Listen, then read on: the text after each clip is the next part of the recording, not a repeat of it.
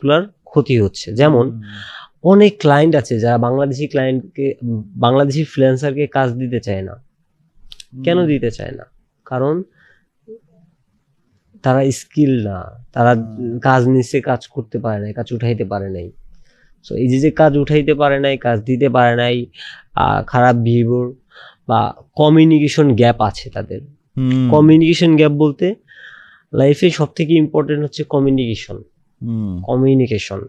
যেমন আপনি যদি আমি আপনার সাথে কথা বলতেছি, এখন কথা বলে আপনাকে যদি আমি নাই ফিল করাইতে পারি যে আমি কিছু আপনাকে দিতে পারবো বা আপনার সাথে আমি গম্ভীরভাবে কথা বলতেছি, সো ব্যাপারটা তখন আপনার কাছে খারাপ লাগবে, আপনার সাথে কথা বলতে চাইবেন না। বা আমি যেমন যখন একজন চোর, সাপোজ একজন চোর চুরি করে, রাইট, একজন চোর চুরি করে, তার বন্ধু কারা?